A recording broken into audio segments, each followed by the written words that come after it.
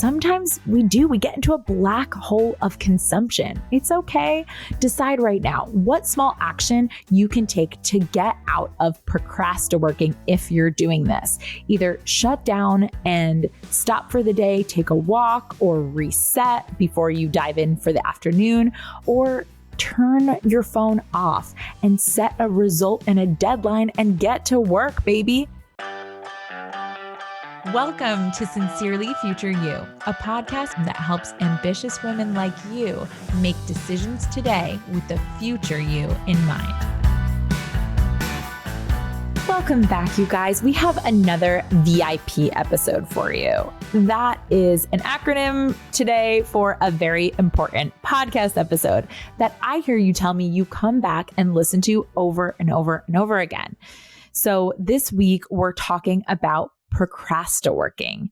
This has been one of the trends that I keep hearing in my coaching containers. This is that thing that we do that keeps us busy but not productive.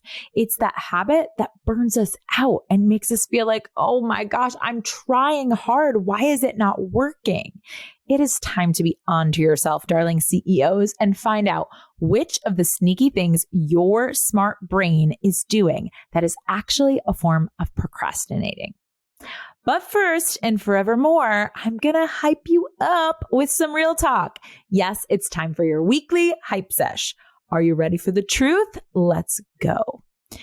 We like it when people like us, right? It feels warm and fuzzy, but sometimes people don't like us, and that's okay too. It feels less fuzzy, but it doesn't have to feel terrible either. When people don't like me, I don't make it mean anything about me. Instead, you know what I think? I think they must be confused. It's kind of like when people tell me they dislike burritos or Oprah. What? Are they sure they've had a real burrito? Do they know Oprah built her wealth from nothing? That she pays for the education of hundreds of strangers? They're obviously confused. Weird. Time to get back to being awesome. Some people just don't like burritos. That's okay. Thank goodness burritos don't act crazy like people do. Wait, she said she doesn't like me? Maybe I should be more like pizza. Should I be more like pizza? People seem to love pizza. Okay, that's crazy. You're right. I just won't go out of my way to be like so burrito-y. No, they might have a reason for not liking you, but they also might just be wrong about you. Keep being a burrito. Spend time with people who love burritos. Let the rest of them be wrong about you. This week's review of the week comes from Sierra Saratoga. She said, "What a thoughtful and well-curated collection. A must-listen podcast for those with a growth mindset." Thank you so much, Sierra. I really appreciate that, especially because if you guys are fans of Tony Robbins, or if you don't know who Tony Robbins is, he is basically the personal development king. And he has a hierarchy of human needs that he's always referencing.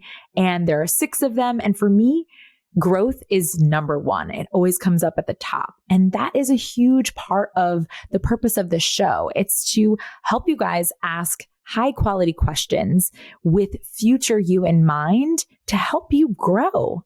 And with that in mind, I create and curate this collection of episodes that we call Sincerely Future You. So you put it very succinctly, and I'm just so glad that you agree that this is helping you grow and grow your mindset specifically. Thank you so much, Sierra. All right. Let's talk about what we're talking about today, and that's procrastination. Let's not just talk about the general procrastination that's so obvious, where we throw on some Netflix or we online shop a little bit, all of those. Let's talk about the more sneaky ways that your brains procrastinate. Because if you're a listener of this show, you probably are someone who would define themselves as productive, that thinks of themselves as enjoying the action, the work even. So, but it doesn't exclude you from the experience of procrastinating. So I want us to talk about 5 sneaky ways that I find my clients who also identify as smart, ambitious women that they're still procrastinating. Number one, buffering with productivity. So buffering is just a term that is kind of like procrastination, but where we avoid experiencing negative emotion by seeking false pleasure. And like I said, there's obvious false pleasures that we know we're procrastinating even when we're doing it. Like if we're like, let me just make a quick snack, or let me just, like I said, Netflix, one of those things. But buffering with productivity is the hapster's favorite form of buffering, where they're like, ooh, on my list right now is to write out my exact launch plan, or I need to hire a bookkeeper. So I need to go through something tedious, whatever it is for you. And then what they do instead is they organize their desk, or they, like my client Helen from a couple of years ago, this is when I discovered and called out, like, you're buffering with productivity. She had a deadline for herself for something for her back pain protocol that we were in the process of creating. And it was an arduous process. Like, I'll give her that. This was hard. She had to think really hard during this time on her schedule. And she didn't have it done. And I was like, oh, why didn't it get done? And she was like, oh, and she didn't even seem alarmed because she was so ready with her productivity excuse. She was like, I painted my daughter's room and I did this and I did that. And like, they were all things that were useful to her life, but it wasn't what was on her schedule. And I want you to watch out for this sneaky way of procrastinating when something that's productive but isn't on your schedule is just like easier productivity for you.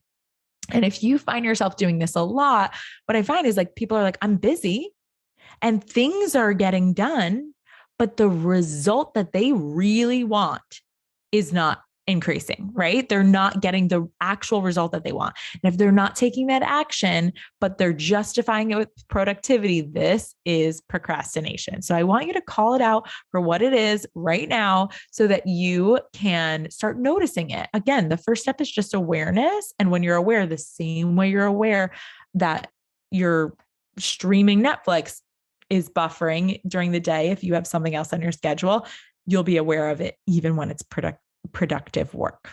Okay. Number two is telling ourselves we just don't know how much time something's going to take. This one sounds so innocent coming out of your mouth. You're like, well, I've never done this before, so I can't really schedule it properly. I'm just going to generally take today to work on my website. You guys, I'm using that as an example because that's what I was doing yesterday. I did not schedule working on it. I just had it vaguely in the spot. And shocker, it took me quite a long time because your brain, especially you ambitious type A personalities, will go all perfectionist on me and be like, oh, it could be better. It could be better. It could be better. It could be better. And then you're also moving a little bit slower or even if you're moving fast, it's like frantic energy because there's no understanding of the deadline. So if you're doing this, it is a form of procrastination.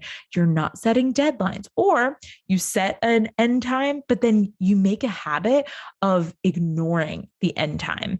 And you're like, well, I just need to finish what I'm working on. And again, that might sound like you're doing the right thing. And sometimes I don't want you to get confused. Sometimes we do need to finish what we're working on, but we need to be very clear that we have a deadline, and otherwise you allow your brain to slow down. You allow your brain to get distracted. If you knew that you would to turn in whatever was on your schedule at the end of that deadline, the same way if a professor was like, okay, this essay's due at 9 a.m. on Friday, and you were like, oh, to the professor, like, I'm not done. I didn't know how long it was going to take me and I'm not done. They'd be like, tough, give me what you got and I'll grade you on that. right? Like we don't think that that's weird. So you almost need to treat your deadlines the same way you would treat an essay that you were handing in to a professor. And if that was the case, probably the night before that deadline, or like you said, if you have 15 minutes left on when your end time is, and your phone notification goes off and you see it's like Instagram, someone liked, you're not going to click to that because you've got 15 minutes or you've got one day until this is done, right? You take it so much more seriously. You increase your efficiencies, and without consequences for our brain, we avoid doing, we slow down, and it creates just a more lazy CEO version of ourselves, not the masterful one that we want. So watch out for that number 2 sneaky version, which is telling yourself that you don't know how long something is going to take. You know, my thoughts about, I don't know. I wish I had my keychain right here, but I don't know is not an option. Okay. Just decide how long it's going to take and commit.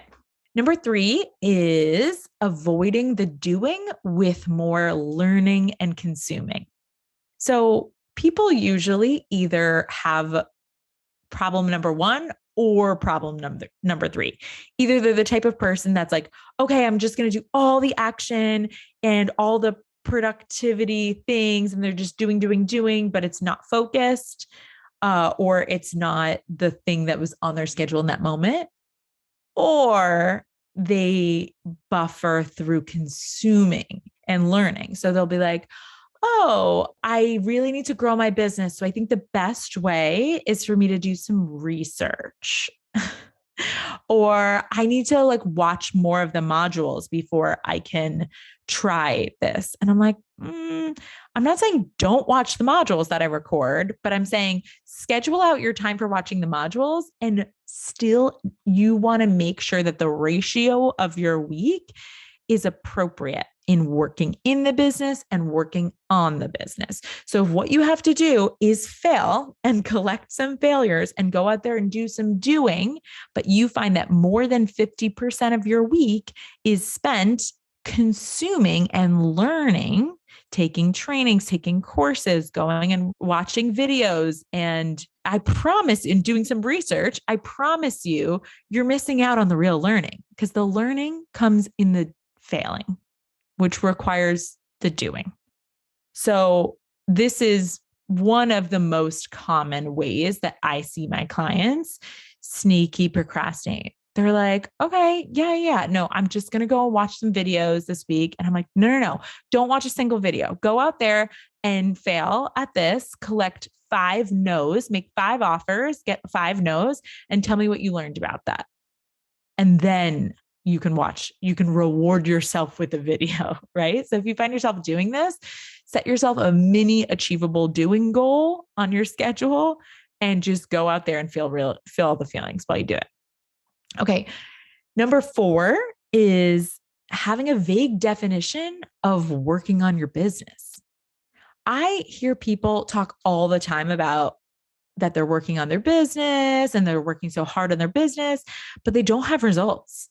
And I'm like, I just don't believe you. You're not working on your business. That, or you just don't know what working on your business even means.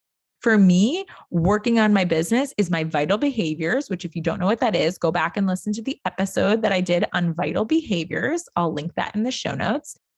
And it's really just about anything. The definition is anything that's going to move my business forward, that's going to make me more money or help me gain more clients in some way, right? So if you have a vague definition of it, these are some of the things that I hear people kind of lump into working on their business. So everything to do with social media. So even if they're just on social media to post, and then actually what they're doing is scrolling for 2 hours, right? So like they go to post, they want to feel inspired. So they scroll for a little bit, then they write a post and they don't really like it. So they schedule it to be posted tomorrow and they're going to edit it later. And then they end up scrolling for a little bit, right? And it's like no results whatsoever, but they call that time working on their business. I'm like, wow, That like must be really fun. Who would pay you a salary to do that? No boss, if you had a boss, would pay you to do that. So why are you, as the boss of yourself, letting yourself do that and call it work? Okay. So social media, scrolling, everything, social media, all the things that are easy or fun for us. So the things that I'm going to name here are examples of things that I see my clients doing a lot of and then calling it business.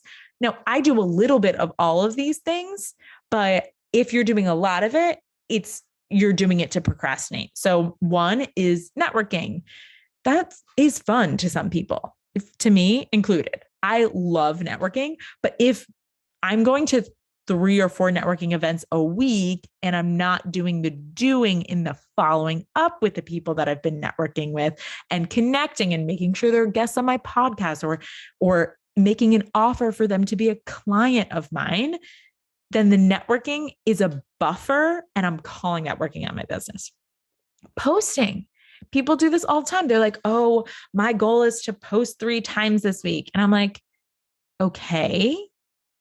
And then what? Right. So just notice if like all of your working on your business activities are one thing and they're not creating results that you want. You can do these things, but you need to constantly change one aspect of it in order to get a different result. It's like insanity, right? The definition, doing the same thing and expecting a different result. But for some reason, we think like, oh, and I'm guilty of it too, right? I know this is a very triggering episode for a lot of you sneaky, productive procrastinators out there, but it is so important to be aware of so that you can start getting results. That's the whole point of listening to this show, right? Taking trainings, getting coached. Like I said, the consumption, it can be easy to be like, oh, I'm working on my business. My mastermind has a bajillion courses and old videos that I could watch, but you don't see me in there watching them all the time. If I specifically want to learn something that has a video on it, I schedule it in and then I make sure that I schedule not just the consumption, but the action attached to the consuming. What is the point? What did I want to learn so that I can go and apply it? And if you're just doing the learning, we want to make sure that you call yourself out and at least tell yourself the truth. Okay. So that's really step 1 is being aware of what your version of this working on my business lie is. And then step 2, tell yourself the truth about it. I'm not even saying you have to stop doing any of it, but it's like, don't start calling it working on your business. Call it, oh, I'm buffering right now. Call it, I'm procrastinating by going to a networking event. Try just saying that out loud when your partner asks you where you're going and you're like, oh, I'm going to procrastinate tonight. Have fun with watching the kids and just see what kind of reaction happens there. And so that way you really feel the discomfort of it so that you eventually will make a change or just cut it out. Right? Okay. Whichever is the better method for you. And then number 5, favorite way to call people out on sneaky brain procrastination is making to-do lists. Y'all know how I feel about to-do lists. I don't allow for to-do lists. We do to-be scheduled lists. And the difference is one is the step 1, like the part A, and a TBS list implies that you will be scheduling what is on this list. And once it's on your schedule, you will be doing it. It is as good as done. If you find yourself constantly being like, oh my gosh, I have so much to do. What should I do? Let's make a list of all the things I have to do. This is a sneaky way to procrastinate. I'm not saying that we don't need to get our actions out of our brain. We do, but if you're doing this constantly, or if you have many to-do lists, or if you are in a phase, let's say, of small blocks of time that you're trying to build your business in, or let's say you have your young kids at home and you only have an hour right now because they're napping. You do not want to spend that hour making a to-do list. I would so much rather you spend the hour say 2 things in your brain that you know you need to do and just do those 2 things. And then once your kid gets up or when they go to bed at night and you're not really working, make your to be scheduled list then, and then schedule it, right? This to-do list garbage, it's like society's biggest procrastination secret disguised as productivity. It's not productive. Okay. Even if you like checking it off the to-do list eventually and it feels really good, this is not a sustainable and masterful way to be a CEO. Okay. I know there are people out there who are going to disagree with me vehemently, but I'm calling you out. I promise you that if you drop these 5 things, you are going to be so uncomfortable that you will have to take action and you will start getting major results in your business. Now that you've listened to this show, you might see that you're actually procrastinating by consuming this very episode. For most of you, you're not. You might be just listening to it in your car or in the shower or multitasking, however you like to consume your episodes. But sometimes we get into a black hole of consumption. It's okay. Decide right now what small action you can take to get out of procrasti-working if you're doing this. Either shut down and stop for the day, take a walk, or reset before you dive in for the afternoon, or turn your phone off and set a result and a deadline and get to work, baby. You've got this. See you next week. But before you sign off, stop what you're doing right now and register for the Masterful CEOing Masterclass over on Instagram or in the show notes right here in your podcast streaming platform, whether it's Apple or Spotify. You can register for that masterclass. It's going to be September 6th at noon Eastern Standard Time. Yes, there will be a replay sent to all registrants. So if you can't make it live, don't worry, register anyway. Trust me, you are not going to want to miss this. See you guys there.